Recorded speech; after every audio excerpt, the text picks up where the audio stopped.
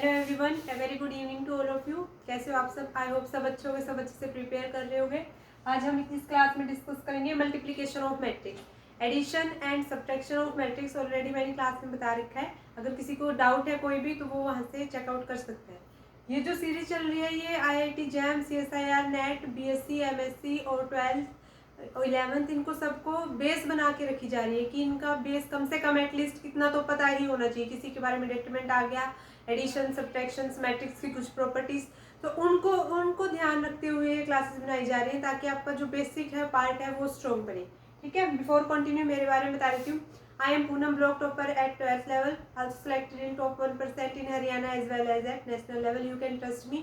आप सबको अगर क्लास अच्छी लगती है तो प्लीज लाइक करें, शेयर करें और सब्सक्राइब करके तो जरूर रखें। हम करेंगे इस क्लास में मल्टीप्लिकेशन ऑफ मैट्रिक्स। मल्टीप्लिकेशन में क्या होता है, कुछ प्रॉपर्टीज होती हैं जैसे कि ए और बी। जैसे मैंने यहाँ लिख दिया कि कोई ये ए मैट्रिक्स है और ये डिफाइन कर दी कोई बी मैट्रिक्स। मैट्रिक्स का हमें पता है कि the rectangular arrangement of elements that is matrix. Row और कॉलम में कैसे रिप्रेजेंट किए जाएंगे वो सब कुछ बता रखा है, तो आप पहले क्लास देख के फिर सीख सकते हो इनसे, क्योंकि ट्रांसपोज, डिटरमिनेंट सारा मैट्रिक्स से रिलेटेड ही कंसेप्ट जो आपके काम आने वाला ही है 100%। या मैथमेटिक्स में अगर आपका बैकग्राउंड है और मैथमेटिक्स में आप अपना कैरियर बनाना चाहते हो अपने बेस को स्ट्रॉन्ग करके, तो कम से कम आपको जो कुछ बेसिक की पॉइंट्स हैं या बेसिक जो नॉलेज है उन चीज़ों की होनी चाहिए, उसके लिए ही ये सीरीज है। हम करेंगे मल्टीप्लिकेशन ऑफ मैट्रिक्स। अभी मेरे पास कोई ए और बी मैट्रिक्स गिवन है तो हमें बताना है कि इनकी मल्टीप्लिकेशन पॉसिबल है या नहीं है। तो जो बेसिक रूल है एक बार वो सीख लेते हैं। यहाँ पे ए बी निकालने के लिए पूछा है, बी ए निकालने के लिए पूछा है। क्या ए बी फाइंड आउट कर सकते हैं या बी ए फाइंड आउट कर सकते हैं?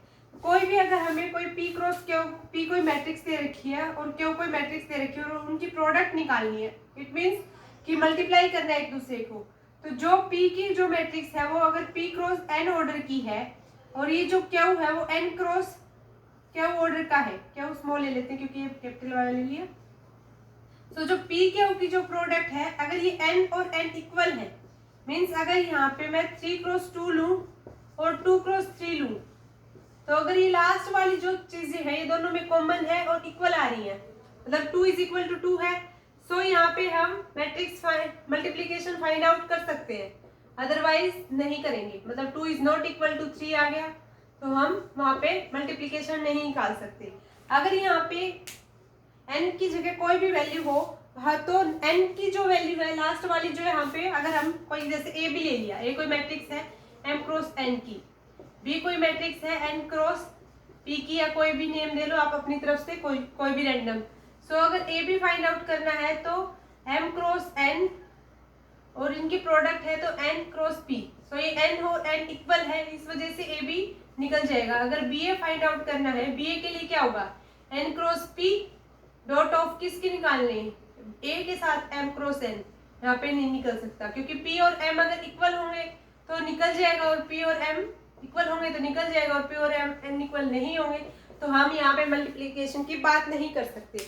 मीन्स जो भी आपका फर्स्ट का कॉलम एंड सेकंड की रो सेम है, फर्स्ट कोई भी मैट्रिक्स गिवन है a b c anyone which is certainly verified कि that name is that matrix m, that matrix is q matrix, जिसकी रो और कॉलम्स तो डिफाइन होंगी ही होंगी, नहीं होंगी तो हम फाइंड आउट कर सकते हैं। This one is r1 r2 c1 c2, 2x2 का है, 2x2 का है, यहाँ पे हम बात कर सकते हैं क्योंकि यहाँ पे 2x2 और 2x2 की ही बात है, लास्ट के जो 2 है वो दोनों सेम है, इस वजह से यहाँ पे ए बी या बी ए निकाल सकते हैं।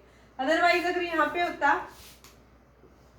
ये कोई मैट्रिक्स बी में ही अगर इंक्लूड कर देते तो ये हो गया 2x2 और यहाँ से 3x2, कॉलम्स तो दो ही हैं लेकिन रो चेंज होगी। तो अगर यहाँ पे हम बात करते ए बी की, ए बी में क्या होना चाहिए, 2x2 सिमिलर होना चाहिए ये 2 और फिर होना चाहिए कुछ भी एनीथिंग, ये 2 है ही नहीं यहाँ पे क्योंकि यहाँ पे 3 है, which is not equal to 2 is not equal to 2 क्योंकि 2 is not equal to 3।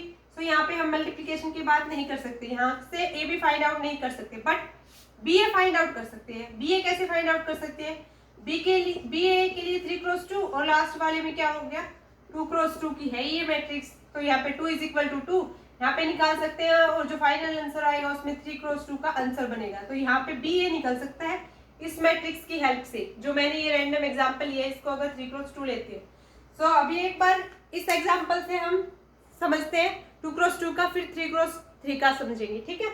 I hope सबको क्लास अच्छी लग रही होगी, तो प्लीज लाइक कर दिया करो और शेयर कर लो। सो हम ये रैंडम एग्जाम्पल लेते हैं और ए बी या बी ए कौन सा निकलता है वो निकालने की कोशिश करते हैं, ठीक है।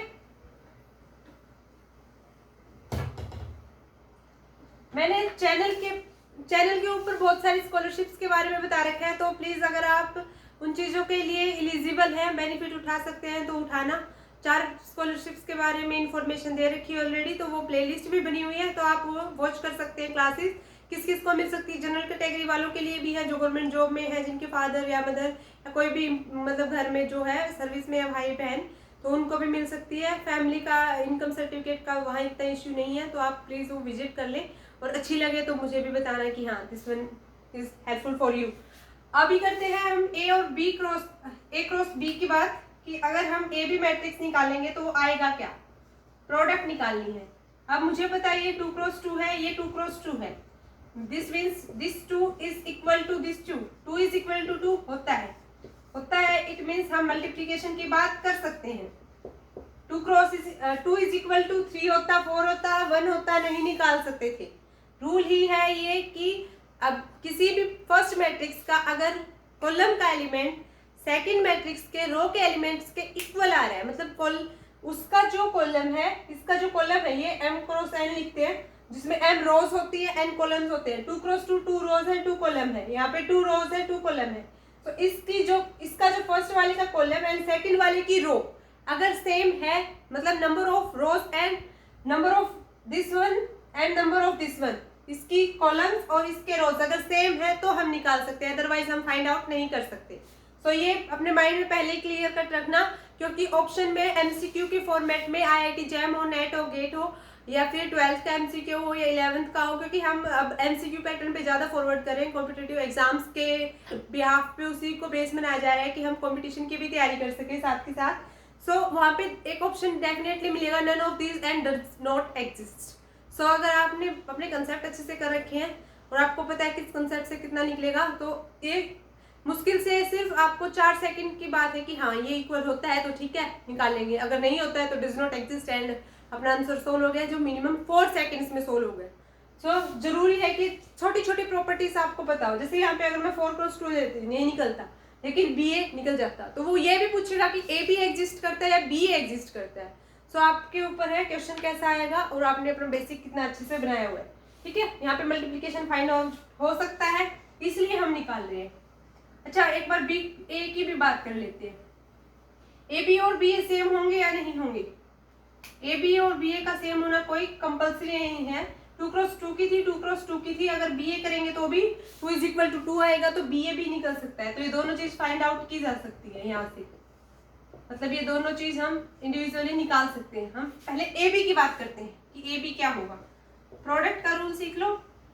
1 2 मतलब ये 1 ये रो इस कॉलम के साथ मल्टीप्लाई करनी है, इस 1 को इसके साथ मल्टीप्लाई किया, 1x2 सीधा कर दूं, क्यों टाइम वेस्ट किया आप लोगों को, थोड़ा बहुत तो पता ही, फिर भी बता देती हूँ। इस 1 की 2 के साथ 1 इंटू 2 2 हो गया, plus 2 into minus of 3 so minus of 6 हो गया। ये फर्स्ट एलिमेंट बन गया आप यहाँ वाली का, मतलब जो ए बी के प्रोडक्ट में R1 एंड C1 कॉलम का फर्स्ट R1 का फर्स्ट एलिमेंट एंड C1 का फर्स्ट एलिमेंट बन गया अभी ये। अब इसी को इसके साथ करो, मतलब पहली रो को कंप्लीट करना है C1 और C2 के साथ, देन फिर R2 पर फॉरवर्ड करेंगे और R2 से C1 की प्रोडक्ट करेंगे और R2 से ही C2 की प्रोडक्ट करेंगे।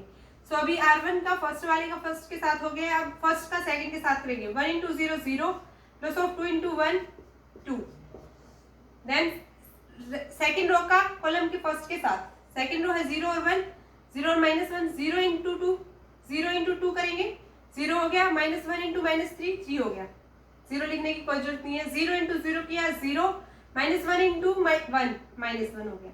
सो ए बी की वैल्यू आ गई अपने पास यहाँ से माइनस ऑफ 4 2 3 एंड माइनस 1, ये आ गया ए बी। अब हम देखते हैं कि अगर हम बी ए निकालते हैं सेम आता है नहीं आता, जरूरी नहीं है हर एक मैट्रिक्स में आए, कुछ मैट्रिक्स के स्पेशल एग्जांपल्स होते हैं वो उठा लिए जाएं तो A B is equal to B आ जाता है, लेकिन इंडिविजुअली नहीं आता। जैसे ए प्लस बी का स्क्वायर खोलते हैं, उसमें A B plus B A अलग से लिया जाता है, वहां पे सेम नहीं काउंट करते हैं। सो ए बी की वैल्यू आ गई आपके पास। अब बी ए आप निकालना है, मैं बता देती हूँ, एक बार बता देती हूँ। ये अपने पास आ गया ए बी, ठीक है। अब बी ए निकाल लेते हैं।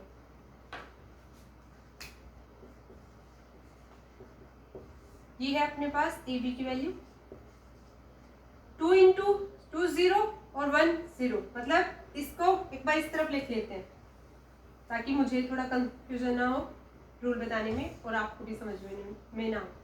1 2 0 एंड -1 इस रो का इस कॉलम के साथ 2 इंटू 1 2 हो गया, 0 इंटू 0 कुछ नहीं हुआ, 0 हो गया, 2 इंटू 2 4 हो गया और 0 इंटू -1 0 बन गया। कुछ बात ही नहीं है क्योंकि हमें एक रूल पहले से सिखा दिया जाता है, मतलब सेकंड क्लास में हमें बता दिया जाता है कि 0 को हम किसी के साथ मल्टीप्लाई करेंगे तो वो 0 ही देगा, 0 को किसी के साथ जोड़ेंगे तो जो भी पहले एडिशन था वो वही आएगा। तो 0 का मल्टीप्लिकेशन एक रूल है ही है कि हमेशा वो 0 होगा ही होगा, तो बेसिक रूल है, तो हम उसके ऊपर बात ज़्यादा ध्यान ही नहीं क्यों लगाएंगे भाई, हम शॉर्ट में इसलिए तो कर रहे हैं कि हमारा टाइम सेव हो। देन -3 की इस कॉलम के साथ करनी, -3 और 1 की -3 एंड -3 की -2 -6 and 1 into -1 this one is 2 4 -3 -7 means यहाँ से आ गया ये बी ए और यहाँ से आ गया ए बी। सो जरूरी नहीं है कि ए बी बी ए के इक्वल आए ही आए। बहुत सारे केसेस में जो स्पेशल केसेस होते हैं आइडेंटिटी वाली मैट्रिक्स उठाई जाती है, एक आइडेंटिटी मैट्रिक्स हो जैसे इसमें से आइडेंटिटी मैट्रिक्स क्या होती है जिसके सिर्फ डायगोनल्स में 1 एलिमेंट हो, 1 के अलावा ना हो। अगर यहाँ पे 2 2 हो जाता तो ये स्केलर मैट्रिक्स है। ये हायर क्लासेस में बहुत अच्छे से सिखाया जाता है, आपके 12th में थोड़ा सा टचअप ही है।